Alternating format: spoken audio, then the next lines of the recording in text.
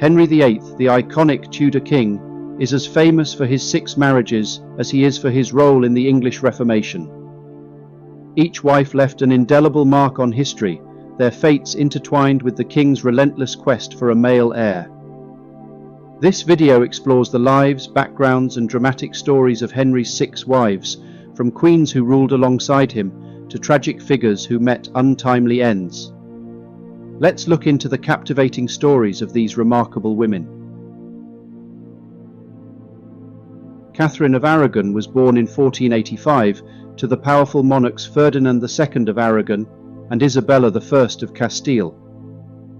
Raised as a devout Catholic, Catherine was well educated and groomed for royalty. She initially married Henry's older brother, Arthur, Prince of Wales, but became a widow shortly after their marriage in 1501. After Arthur's death, Catherine's future was uncertain, but she remained in England, awaiting a suitable match.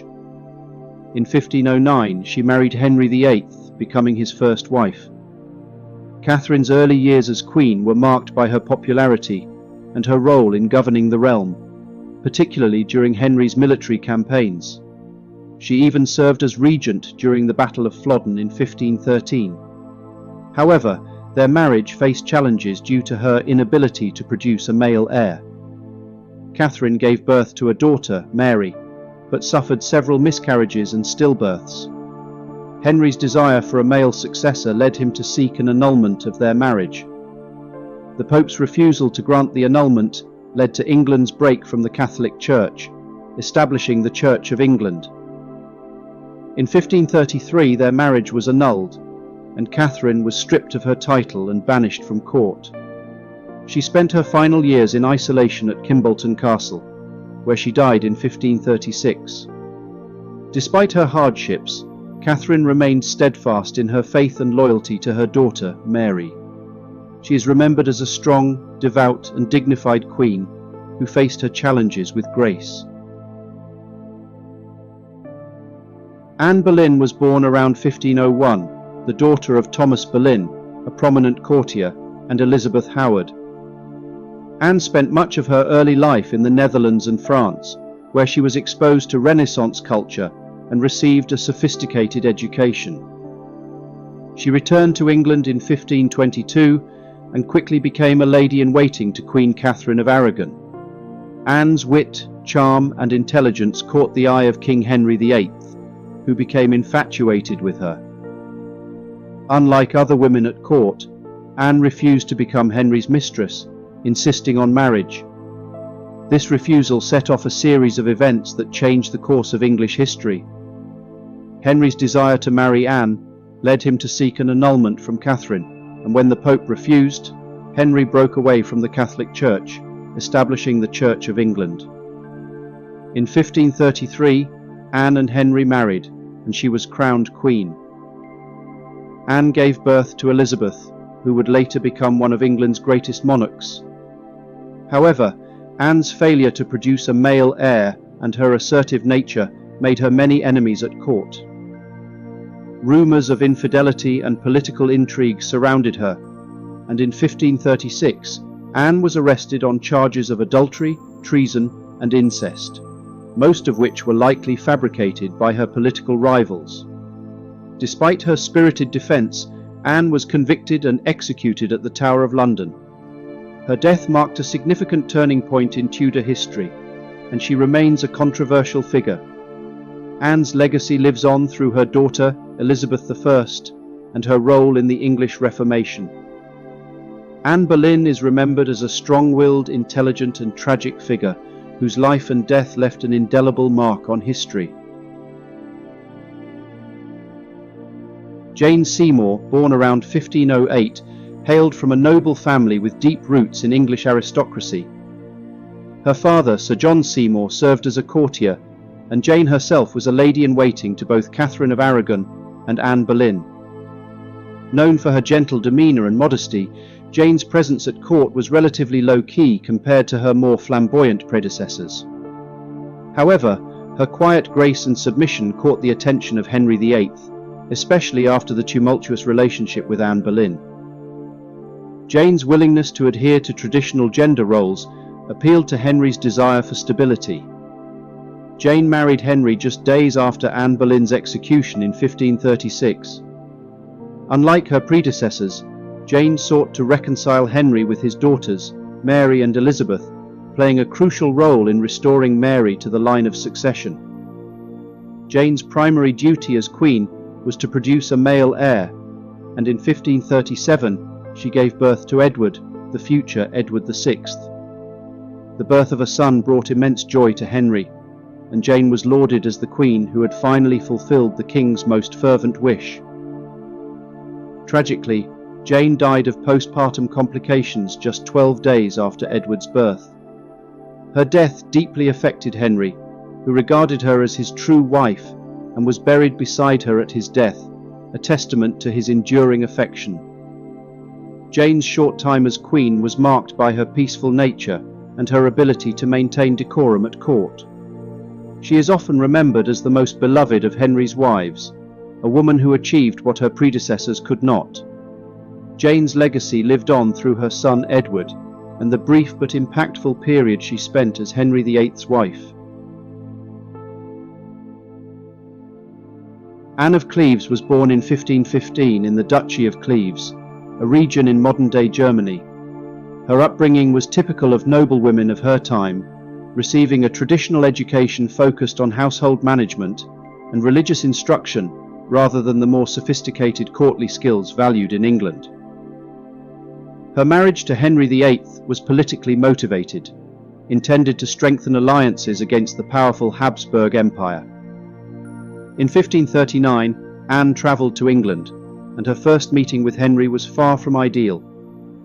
Henry, who had seen an idealised portrait of her, found Anne unattractive, famously referring to her as the Flanders mare. Nevertheless, they were married on January 6, 1540. The marriage was a disaster from the start. Henry's lack of attraction to Anne made their union cold and distant. The marriage was never consummated, and Henry quickly sought a way out. Anne, unaware of the court's machinations, remained amiable and unaware of the impending annulment.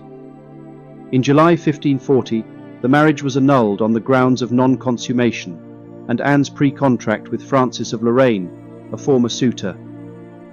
Remarkably, Anne accepted the annulment gracefully and was rewarded with a generous settlement, including Hever Castle and a substantial income. Anne of Cleves lived the rest of her life in England, maintaining a cordial relationship with Henry and his children.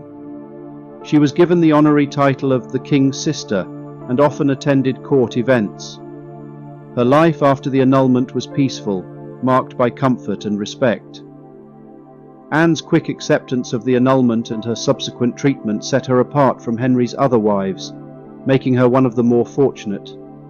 She died in 1557 and was buried in Westminster Abbey. Anne of Cleves is remembered for her pragmatism, grace, and ability to navigate the dangerous waters of Henry VIII's court.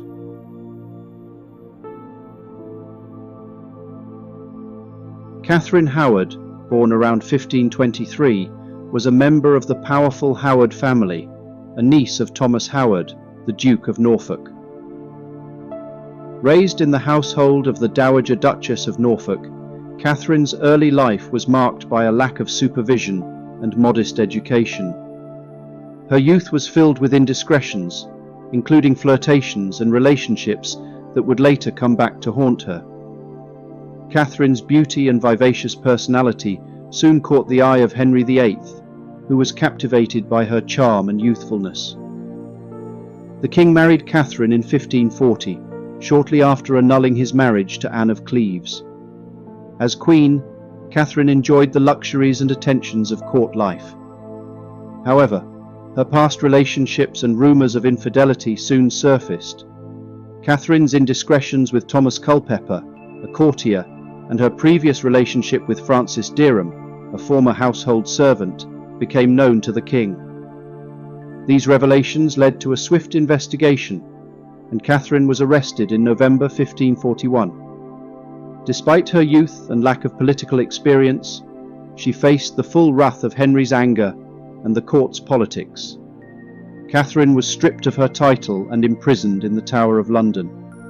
In February 1542, Katherine Howard was executed on charges of adultery and treason. Her downfall was as swift as her rise, and she remains a tragic figure in Tudor history. Catherine's life serves as a cautionary tale about the dangers of courtly intrigue and the consequences of youthful indiscretion. Her brief marriage to Henry VIII is often overshadowed by her tragic end, but she is remembered for her beauty, charm, and the unfortunate circumstances that led to her demise.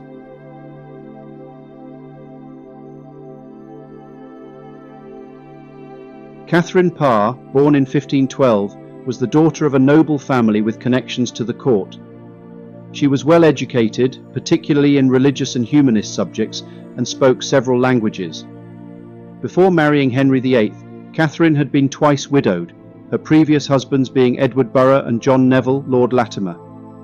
Her second marriage to Latimer was particularly notable, as she managed his estates and cared for him during his illness. Catherine's intelligence, maturity, and gentle nature made her a fitting companion for the aging king, who married her in 1543. As queen, Katherine Parr played a crucial role in Henry's life, acting as a nurse and companion to the ailing monarch. She also served as a stepmother to his children, working to reconcile them and ensuring their education. Catherine was a patron of the arts and an advocate for religious reform, supporting the publication of religious texts in English. She even authored a book, Prayers or Meditations, making her the first English queen to publish under her own name. Catherine's religious views, however, nearly led to her downfall. Her support for reform and open discussions on religion attracted the attention of conservative factions at court, who sought to arrest her for heresy. However, Catherine's quick wit and ability to placate Henry saved her from prosecution. After Henry's death in 1547, Catherine married Thomas Seymour, the brother of Jane Seymour and uncle to the young King Edward VI. The marriage was short-lived and marred by scandal, as Seymour was ambitious and sought greater influence. Catherine became pregnant for the first time in her life and gave birth to a daughter, Mary. Tragically, Catherine died of puerperal fever shortly after the birth in 1548. Her death marked the end of a remarkable life, characterized by her intelligence, compassion, and influence in a turbulent era. Thank you for watching. If you enjoyed this, please like and subscribe to be notified of future historical content.